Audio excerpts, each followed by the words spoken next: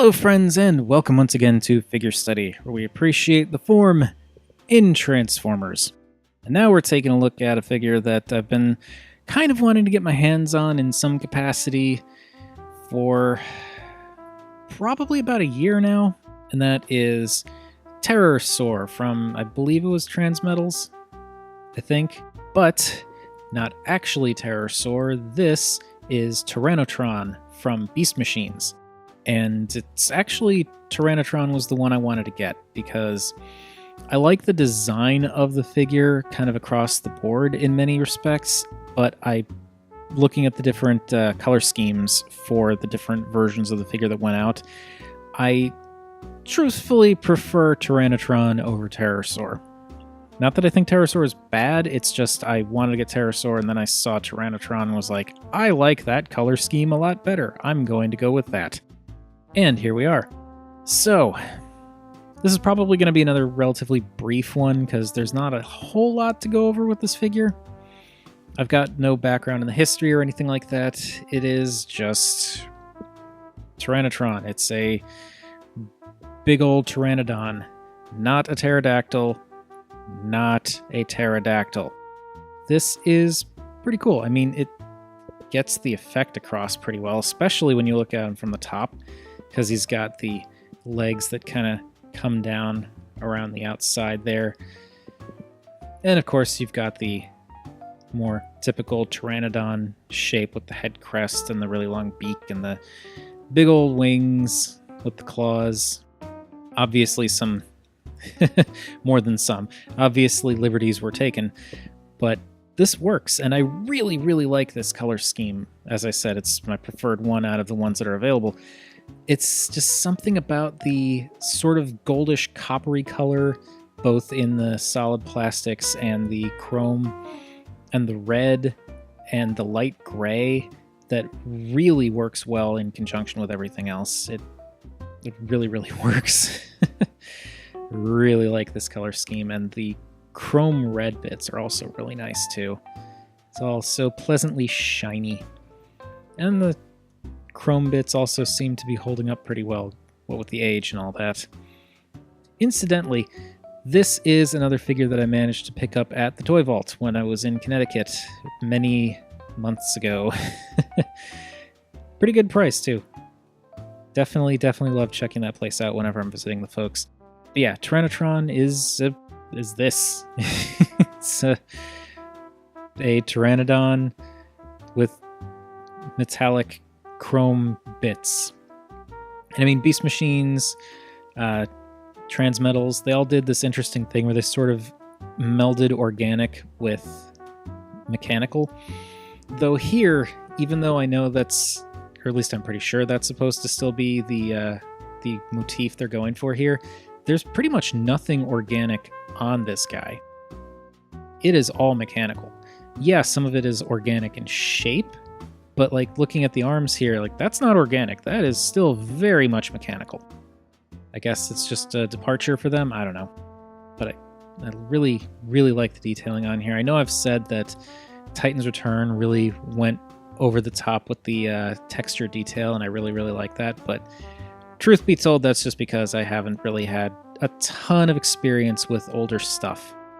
Not until recently anyway, because most of the older stuff that I did have was like around the animated timeline, and didn't really get too into Beast Wars or Transmetals or Beast Machines, and everything that I had was gone, so I didn't really have much nostalgia or in-hand examples to pull from. But yeah, the detailing on this guy is also really, really nice.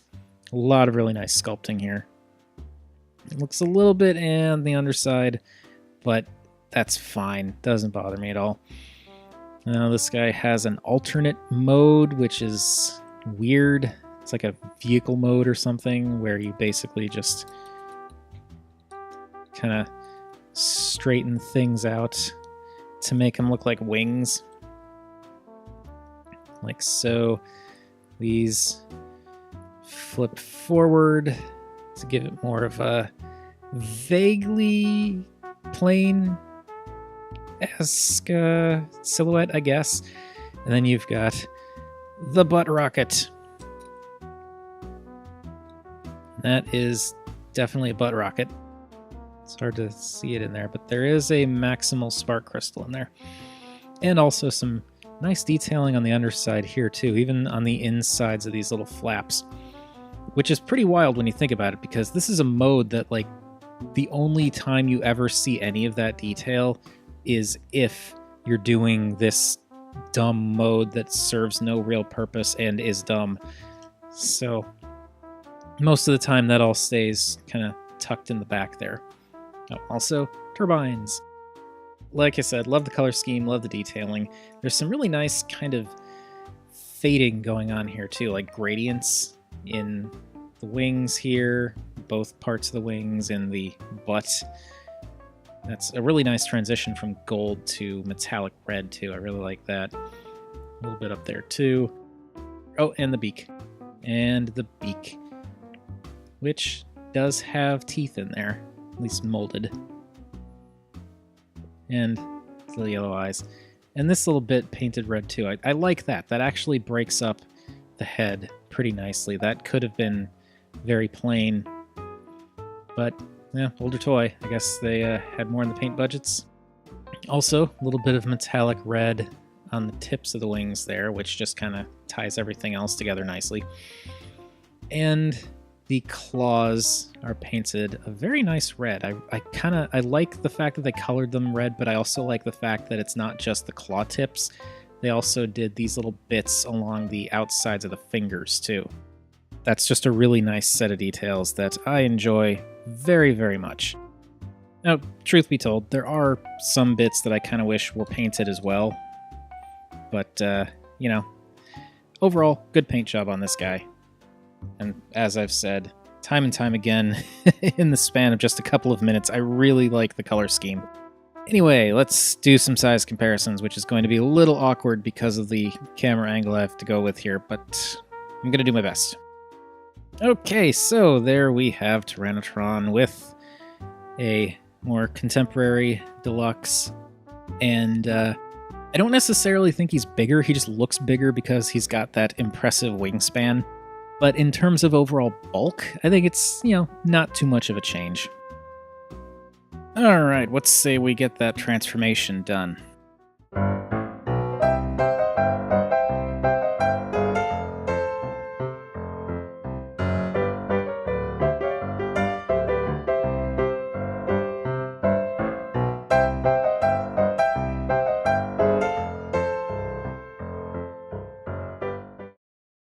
And that is Terranotron.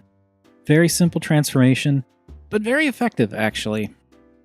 I kind of like how the legs stay the legs and the arms kind of stay the arms, but things change up in an interesting way, the way that just like things shift around and proportions change slightly. And the thing that really drew me to this figure, both Pterosaur and Terranotron, is the proportions. I actually really, really like these overly long, bestial-looking arms. There's something about that that really appeals to me. And as you can see, the color scheme is largely the same, although you get a bit more of the dark, I guess, brown and goldish plastic there.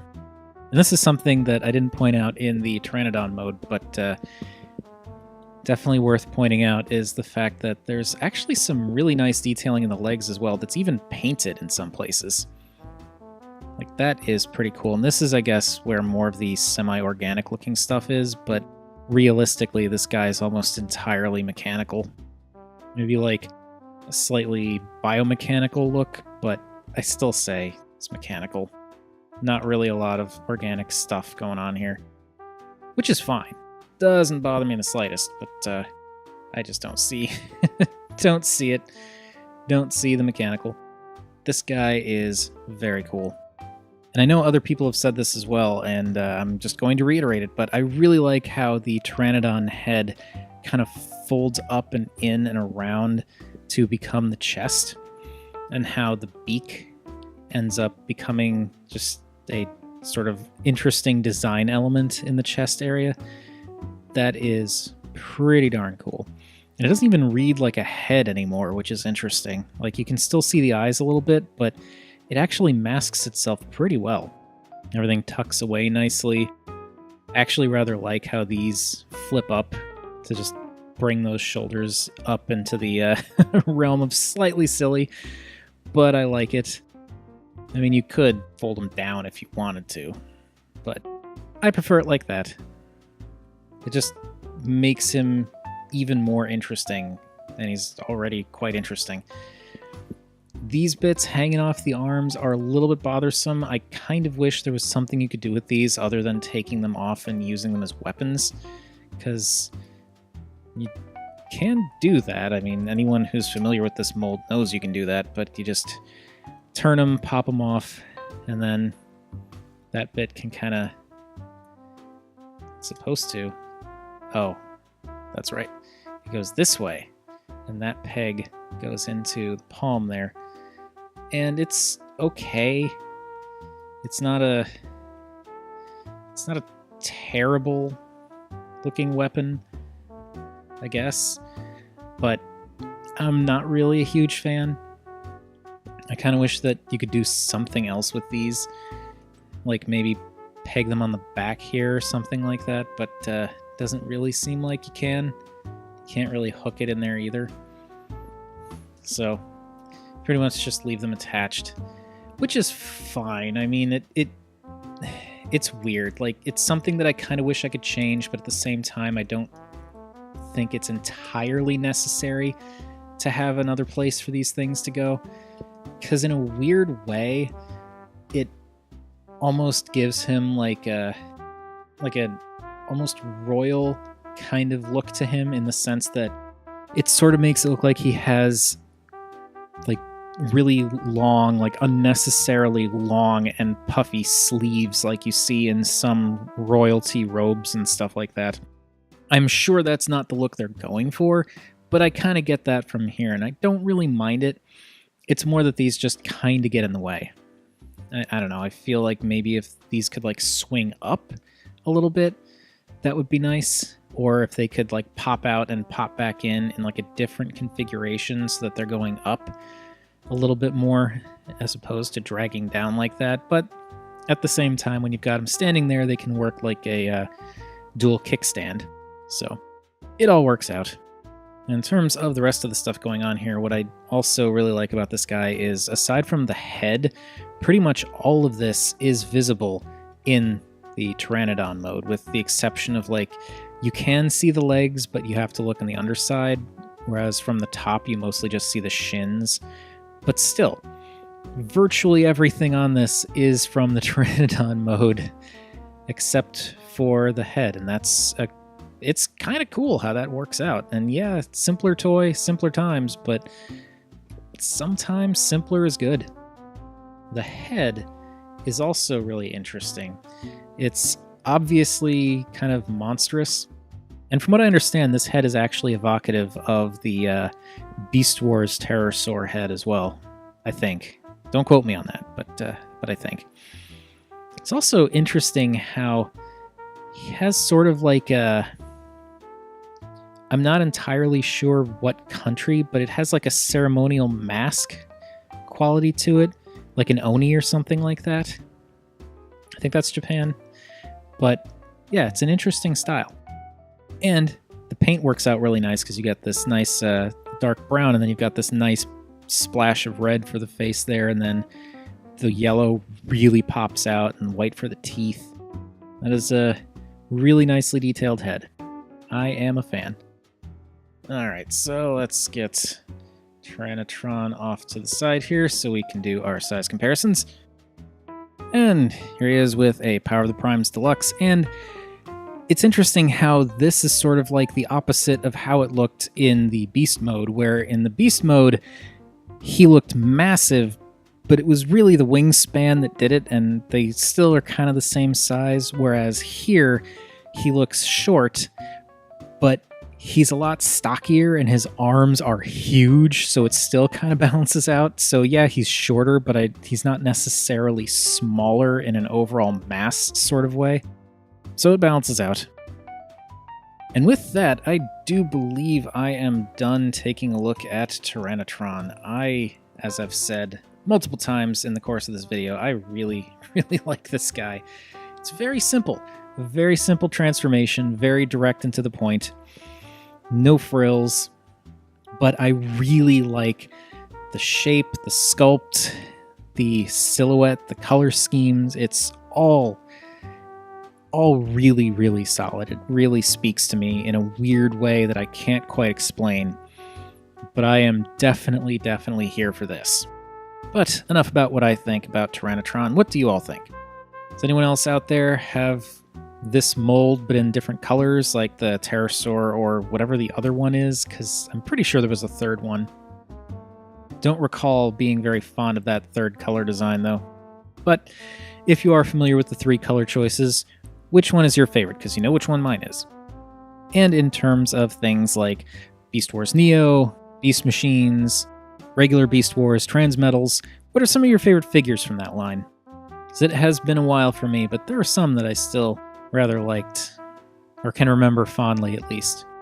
Obviously Long Rack and Karada from Beast Wars Neo, but there are some Transmetals designs that I really do kind of want to get my hands on. Like Transmetals Rat Trap actually seems kind of cool, and I know a lot of people hate him, but I kind of really want to check out Beast Machine's Rat Trap because he's just so weird. Not Cheetor, though. Not Cheetor. I used to own the, not the enormous house cat sized Cheetor from Beast Machines, but the other smaller one that was still kind of big, and that thing was terrible. But whatever your thoughts, feel free to chime in down below, and while you're at it, also feel free to like or subscribe. Any of those things would make me a happy Rob. And remember, art is more than meets the eye.